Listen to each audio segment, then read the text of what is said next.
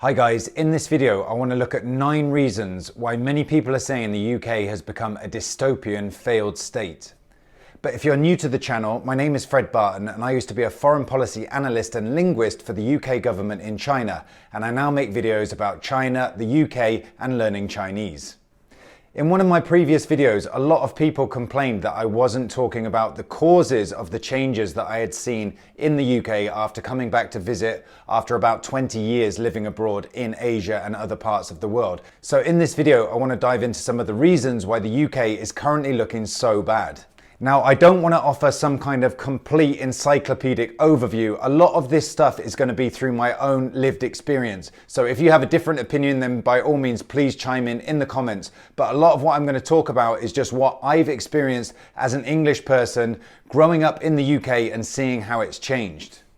The first major cause of the problems that we're seeing in the UK now, to my eyes, is the Tory austerity which started back in 2008 at the time of the financial crisis. Now, we could say that the UK's problems started way further back than that with the Thatcher government and its dismantling of UK industry, or even further back. But as I say, I'm basing this on my own experience of what I've seen in my lifetime, and one of the big turning points was the austerity measures that were introduced by the Tory government. This led to a whole raft of spending cutbacks, and I experienced this in my own life when I graduated in 2011 from the University of Bath with a master's degree in interpreting and translation, and I ended up on the dole because there were no jobs for somebody like me. Funding for interpreters in the NHS, the Home Office, and in local councils had been completely slashed. So there were only 0-hour wages, a pay-as-you-go type pay scale, and it was very low pay. So at that point in 2012, I then decided to leave the UK and go back to China. Prior to that, I was on the dole in the UK with a master's degree. So from my own experience, I've definitely seen the impact of those spending cuts in the NHS across many areas of UK services. So I believe the 2008 financial crisis and the following austerity measures from the Tory government were part of the start of the rot that we're seeing nowadays in the UK. The second big impact that I see was Brexit in 2016.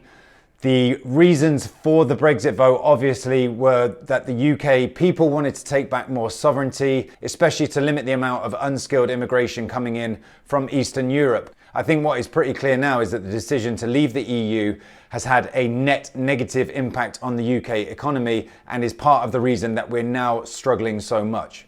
The third point is unchecked immigration. And in my last video, I was slammed for being some sort of a woke bloke and too scared to talk about the topic of immigration. The reasons for that, and my political views, have always been slightly left of centre. I've been pretty liberal growing up and in my views generally, and it's hypocritical to me that the UK would go and invade so many countries over the course of the last few hundred years, colonise various areas, and then when members of those colonies seek refuge in the UK, for us to turn them away. So I can see the hypocrisy in that. The UK has been a colonial imperialist power. It has exploited other countries for economic gain. And if some of the members of the Commonwealth or people from these former colonies now turn around and want to seek refuge in the UK, I can see the hypocrisy in the UK turning those people away. I'm not going to go deeply into the topic of immigration, but what I will talk about, which is from my own experience, which I can see, even when I went back to visit my hometown, which is a small town in rural Gloucestershire, even in this small town, there are multiple Turkish barbers, an inordinate amount of Turkish barbers for such a small town. There are businesses owned by Albanians, and these appear to be ostensibly fronts for money laundering.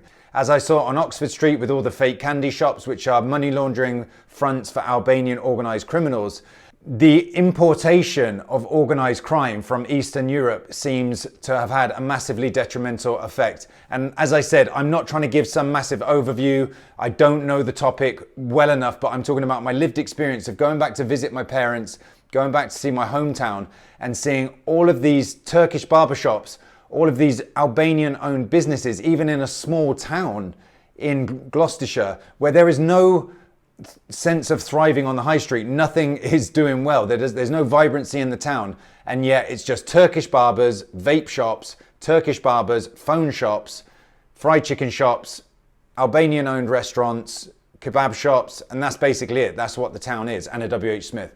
And that is basically it, and a few betting shops. So it does seem clear to me that the importation of organised crime from the UK has changed the face of the high street and has also had a detrimental effect on the UK society and culture.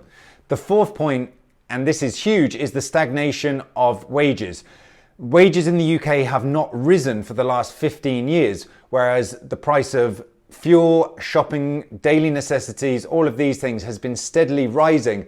How on earth can you not have a society and nation of despondent, depressed, upset people when you're constantly charging them more and more for their goods, their daily necessities, mothers who need to buy nappies for their kids, who need to buy milk formula, single parent families who need to feed and clothe their kids, and they're not getting any more wages? That is insane. And for me, that is like a powder keg. That is a recipe for some kind of uprising, some kind of serious social unrest in the long term. And as far as I'm concerned, that seems to be one of the biggest things which has caused this current malaise in the UK, this state of depression, and the fact that people are leaving in hordes like I left 20 years ago. And this is a major contributing factor. And until the government figures this out, then I can't see things improving anytime soon. The fifth reason the UK is looking like a failed dystopian state is the cost of living crisis, and this is related to the war in Ukraine, to worldwide inflation. There are many complicated macroeconomic and geopolitical factors that are driving this. Whatever they may be, the fact remains the UK is in the grips of a cost of living crisis. It is causing people to feel extremely depressed, feeling very financially pinched. And this is another massive contributing factor of why life in the UK looks like it's heading downhill rapidly. The sixth factor is COVID, and I was not in the UK for COVID, but from what I've seen and from what I've heard from family members and other people, it seemed to have a massive effect on the UK for a number of reasons. One of them is that it created a lot of mistrust in the UK government and the faith of the people in the leadership to be able to handle these kind of situations. Obviously, there was all kinds of deceitful behaviour in Downing Street, with parties being held while other people were on lockdown. All of this has caused a huge erosion of trust, and the UK people no longer trust their government to be able to lead them or be trustworthy. It also had a massive economic impact, obviously, with many businesses closing down, and the repercussions of that are still being felt now. Number 7 is the rising crime rate, and especially knife crime in London. The UK now has a reputation worldwide for knife crime. Just like the US has a reputation worldwide for rampant gun crime, we now have a reputation worldwide for rampant knife crime. This is obviously related to cutbacks in spending, no visibility of police on the streets. As I said in my last video, when I went back to the UK in the summer last year, there was no sense of police presence on the streets in London. I saw drugs being bought and sold in open daylight. London especially feels lawless and wild, and all of this creates a further sense of insecurity in the country and a further sense of dystopia where there is no law and order being upheld, especially in London where there are rises in violent crime and knife crime especially. The eighth factor is the rising homelessness crisis in the UK. Homelessness has gone up massively over the last few years. This is visible as you go around the streets of London, where you see more people sleeping rough. There's been up to a 50% increase in some areas, and you see this and you feel this visibly.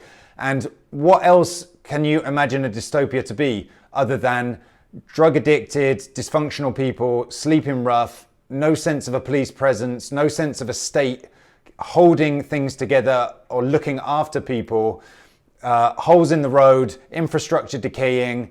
This is what I believe is contributing to that sense of a dystopia. Things are becoming out of control, and there's no sense that there's a government presence, a police presence there to secure things, contain things, or improve the situation. And the last point is the state of morale in the country. The UK was recently voted the second most depressed place on the planet after Uzbekistan.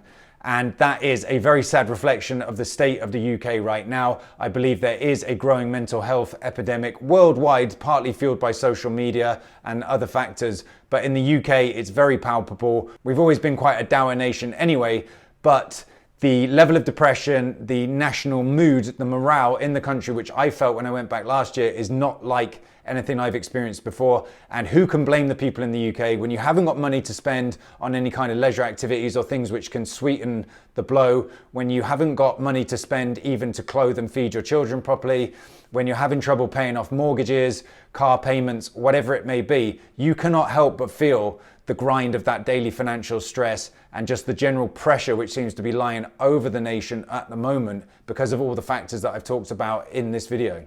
As I said, this is not meant to be an encyclopedic overview. It's very much informed by my own view of what I've grown up with, what I've seen on my trips back to the UK. So by all means, please hit me up in the comments and let me know what your view is on the UK. Do you think it is becoming a dystopian failed state? And if so, what is contributing to that situation?